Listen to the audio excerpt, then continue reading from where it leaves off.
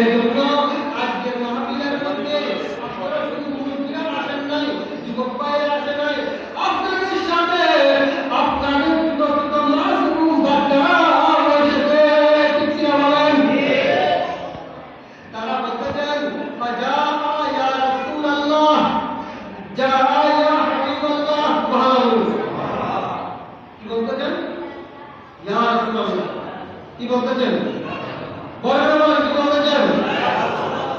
ইয়া রাসূলুল্লাহ। তাহলে বলে নাই ইয়া রাসূলুল্লাহ বলা সুন্নতে সাহাবা বলেন সুবহানাল্লাহ। সুন্নতে সাহাবা কি বলা? আমরা বলি না ইয়া রাসূলুল্লাহ, না ইয়া রাসূলুল্লাহ, ইয়া রাসূলুল্লাহ বলি কি বলি না? সুন্নতে সাহাবা ইয়া রাসূলুল্লাহ সুন্নাত আন্দামা সুন্নতে সাহাবা। কারণ ইয়া রাসূলুল্লাহ ছাড়া মুহাম্মদুর রাসূলুল্লাহ ছাড়া কালিমা নাই। কালিমা আছে?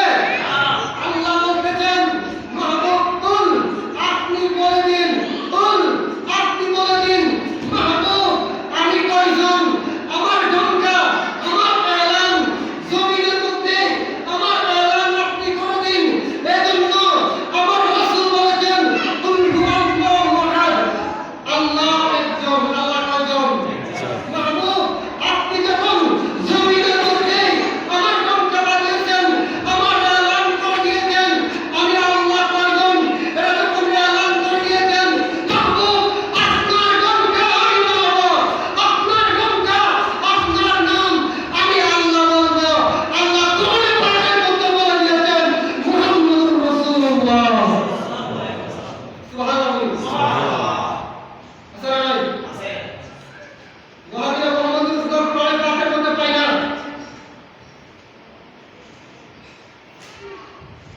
প্রত্যেক আমার রাসূলকে ভাবতে হবে, যেদিকে সেদিকে আমার রাসূল বাদ দেওয়া যাবে না, কখনো যাবে না। সুবহানাল্লাহ। এবার আসুন আমি আমার কথার মধ্যে আসতেছি, তখন মদিনা পরিবার ছোট্ট ছোট্ট ছোট মাসুম বাচ্চারা নামে রাসূল যা ফাজা ইয়া রাসূলুল্লাহ ইয়া হাবিবাল্লাহ জিকির করতেছেন। তাহলে হেঁটে হেঁটে আমার রাসূলের সুলতান দেওয়া এটাও সুন্নতে সাহাবা, কি বলেন? এটাও সুন্নতে সাহাবা। এবার আমার রাসূলকে মেহমানদারি করার জন্য সুবহানাল্লাহ কি করবে? মেহমানদারি কার করে যাবে? কার করে যাবে? এদিকে চাচ্ছেন হুজুর আমার করে আসুন, হুজুর আমার করে আসুন, হুজুর আমার করে আসুন।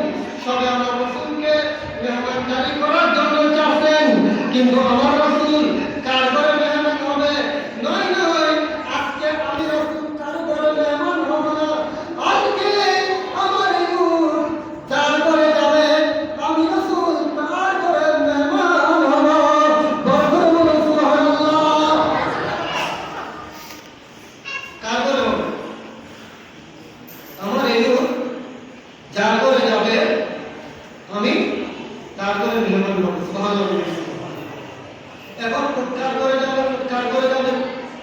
ও সোজাসুজি চলে গিয়েছেন কার করে জায়গায়, অনেক মেহমানদারি করতে চেয়েছেন, ও সোজা চলে গিয়েছেন একজন সাহাবা যার নাম হযরত আবু আইয়ুব আনসারী।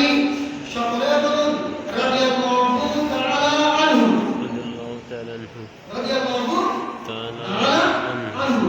হযরত আবু আইয়ুব আনসারী ঘরের মধ্যে চলে গিয়েছেন। আইয়ুব আনসারী ঘর, তিনি ঘর থেকে নেমে এসে একটা চিঠি, সুবহানাল্লাহ, একটা চিঠি আমার রাসূলকে দিয়েছেন। করবে বলুন সুবহানাল্লাহ। এটা তৎকালীন বাদশা দিয়েছেন। তিনি আমার রাসূলের মুহাব্বত তার অন্তরের মধ্যে ছিল, তিনি ইসলাম ধর্ম গ্রহণ করেছেন। যে এই চিঠি তার বংশধরদেরকে দিয়েছেন, ওসিয়ত করে দিয়েছেন, এটা তোমার পরে তোমার বংশধরকে দেবে, তোমার পরে তোমার বংশধরকে দেবে, তোমার পরে তোমার বংশধরকে দেবে। এইভাবে আস্তে আস্তে রাসূল করিম সাল্লাল্লাহু আলাইহি ওয়াসাল্লাম হাতে হাত তোমার মধ্যে তুলে দেওয়ার করবে বলুন সুবহানাল্লাহ। আইয়ুব আনসারী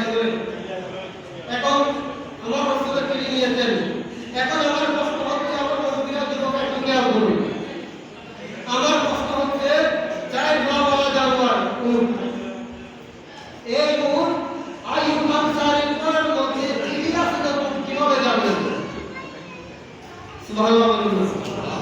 উটকে কে বলেছেন? তো উটটা অন্য কোনো সাহাবীদের দলের মধ্যে যায় নাই। একজন সাহাবায়ে কেরাম মেহমানদারি করতে চেয়েছেন, কারিগরের মধ্যে তো যায় নাই, কিন্তু আইয়ুব আনসারী রাদিয়াল্লাহু তাআলা দলের মধ্যে যাওয়ার কারণ কি? আপনি উটকে জিজ্ঞেস করেন, এই উট তুমি এদিকে কেন গিয়েছো? তুমি এখানে যাওয়ার কারণ কি? অন্যান্য সাহাবায়ে কেরামের দলে যান নাই, আইয়ুব আনসারী রাদিয়াল্লাহু তাআলা ঘরের মধ্যে যাওয়ার কারণ কি? উট জবাব দেবে, এই বিশ্ববাসীর মানুষ শুনো শুনো, আমি এই জন্য গিয়েছি, আইয়ুব আনসারী রাদিয়াল্লাহু তাআলা ঘরের মধ্যে ওই চিঠি ছিল, যে চিঠি তুর্ক বাদশা দিয়েছেন, এই চিঠি ছিল, এই জন্য আমি কারাগারে না গিয়ে সোজাসুজি আইয়ুব আনসারী রাদিয়াল্লাহু তাআলা ঘরের মধ্যে চলে গিয়েছি। উট তুইও চিঠি কিভাবে দেখেছো? উট জবাব দেয়, আমার পিঠের উপরে যখন প্যারা মুস্তাফা কামলিওয়ালা নবী দুজাহানের বাদশা মুহাম্মদুর রাসূলুল্লাহ সাল্লাল্লাহু আলাইহি ওয়াসাল্লাম যখন আমি পিঠের উপর সওয়ার হয়েছেন, আমার চক্ষুর পর্দা আল্লাহ তুলে দিয়েছেন, তুলে দেওয়ার কারণে আমি আইয়ুব আনসারী ঘরের মধ্যে চিঠি দেখেছি। বলুন সুবহানাল্লাহ। ও চিঠি দেখেছি। তাহলে মুস্তাফার সাথে উট দেখেছেন, উট বাঁধার কারণে যদি উটের যদি অন্তর চক্ষু খুলে যায়, উট যদি সব কিছু যদি দেখে না, আর যারা আমার রসুলের সাথে বেঁধে আছেন তারা কি দেখে না? আমার রসুল জানেন না? তাহলে আমার রসুলের একেবারে আমার রসুলের গন্তব্যের উট প্রাণী আমার রসুলকে চিনে দিয়েছে। কিন্তু আফসোসের বিষয়, যারা মুনাফিক মুসলমান তারা কিন্তু আমার রাসূল সাল্লাল্লাহু আলাইহি ওয়াসাল্লামকে চিনে না, ঠিক বলে, ঠিক না?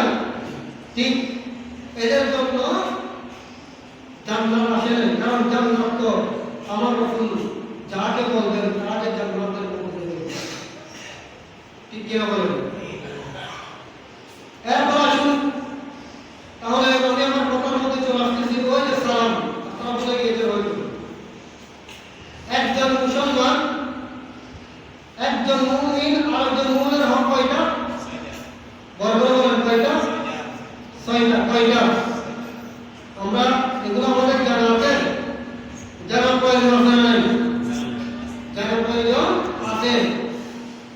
হক হচ্ছে 6টা। একটা হচ্ছে যখন অসুস্থ হয়, যখন অসুস্থ হয় তাকে সেবা যত্ন করা, ঠিক কিনা বলেন?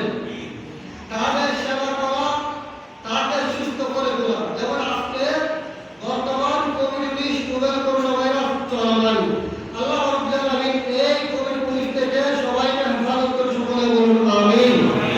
আল্লাহ মহানকে হেফাজত করুন। কেউ যদি যারা আক্রান্ত হয়েছেন মুসলমানদেরকে সেবা করা আর মুসলমানদের কর্তব্য। এখন এমন পরিস্থিতি হয়েছে, মা বাবা নিজ সন্তানকে ফেলে দিয়ে চলে গেছে, ঠিক কিনা বলেন? নিজ মা বাবাকে ফেলে দিয়ে সন্তান চলে গিয়েছে, সেবা করবে করে করা। এখন আমাদের হক আমরা কি আদায় করেছি? আদায় করেছি? আদায় করি না, এটা না, সেবা যত্ন করতে হবে। এরপর আসুন, তারপর আসলে বয়সাদু ইদা মারা, যখন মারা যায়, মুমিন বান্দা যখন মারা যায়, কোন বান্দা? মুমিন মারা হয়েছে, কোন মুমিন যদি মারা যায়, তার জানাজার মধ্যে উপস্থিত থাকা, তার জন্য দোয়া করা, তার জন্য ভালো সাক্ষী দেওয়া, তার জন্য প্রার্থনা করা। আল্লাহ উনি আমাদের কাছ থেকে বিদায় নিয়েছেন, শেষ বিদায়। আল্লাহ তার জীবনের সকল গুনাহ আপনি মাফ করে দিন, এটা আমাদের হক, এটা আমাদের কি? এই জন্য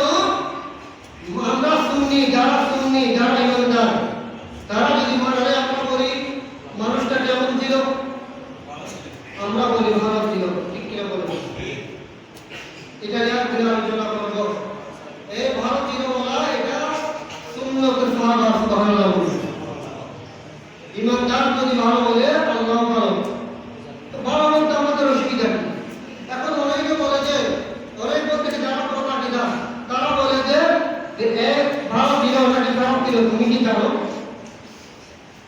এরকম বলে না, তুমি কি জানো উনি তো চুরি করেছে। আচ্ছা সে যদি খারাপ দিল তো তুমি জানো না করতে কেন গিয়েছো? এখানে সত্যি যাও দিতে পারবেন তো। সে যদি খারাপ দিল তাহলে তুমি জানো না করতে কেন গিয়েছো? কারণ কাফের জানো তো বড় যায় না, ঠিক কিনা বলেন না? যারা কাফের যারা মারা যায় তাদের কেন কোনো মানুষ করতে যায় যে কারণ তারা কাফের। তুমি যখন জানলা করতে গিয়েছো তারা নিশ্চয়ই সে ভালো, তো তাদের ভালো বলার অসুবিধা কি? একটা ভালো বলার কারণে আল্লাহ যদি তাকে যদি জান্নাত নসিব করে তো তোমার আমার ক্ষতি কি? কোনো ক্ষতি আছে? এটা উপকার। তারপর কি ওয়াজিবু ইযা দাউ আহ্বান করলেন, দাওয়াত দিলে দাওয়াত গ্রহণ করা সুবহানাল্লাহ। স্বাভাবিক এমনি এমনি মানুষকে আহ্বান করে তখন খানা খাওয়ার সময় আহ্বান কম করে, কিন্তু যখন বিপদের মধ্যে বললে বেশি আহ্বান করে, ঠিক কিনা বলেন? কোন একটা মুসিবতের মধ্যে পড়ে গিয়েছেন, বিপদের মধ্যে পড়ে গিয়েছি, আমাকে একটু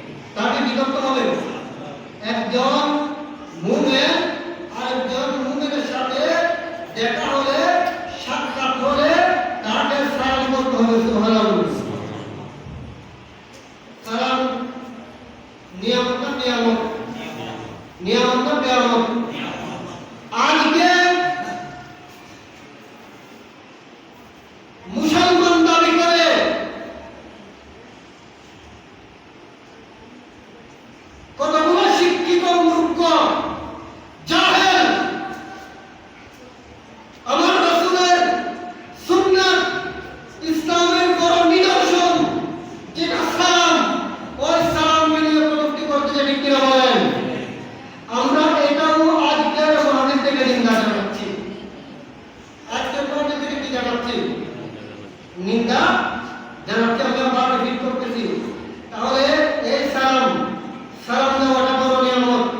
আরেকটা কি ওই সঙ্গীত হইদা আতসান, হাসির জবাব দেওয়া, হাসির কি দেওয়া, জবাব দেওয়া। আলহামদুলিল্লাহ বললে ইয়া আলহামদুলিল্লাহ, হাসি দেওয়ার পর কি বলতে হয়? আলহামদুলিল্লাহ বলতে হয়। তারপর কি করতে হবে? ওয়ায়াসাহুলাহু ইযা দাওয়া শাহিদা, উপদেশ দিতে হবে, কল্যাণ কামনা করতে হবে, উপস্থিত পরিপূর্তি সবার জন্য। এটা আমাদের হক, কিন্তু আমাদের হক কি আমরা ভুলে গিয়েছি। আমরা কাফেরদের ইহুদি মুসলমানের অনুসরণ সালামের মধ্যে অবসংস্কৃতি আমাদের মধ্যে ঢুকে গিয়েছে। তাদের অবসংস্কৃতি বাদ দিয়ে আমরা রাসূল পাক সাল্লাল্লাহু আলাইহি ওয়াসাল্লামের আদর্শের আদর্শিত হওয়ার আল্লাহ আমাদেরকে তৌফিক দান করুন। সকলে বলুন আমিন। আল্লাহ আজকের মাহফিলকে আল্লাহ কবুল করুন এবং যারা খেদমত করেছেন তাদের খেদমতকে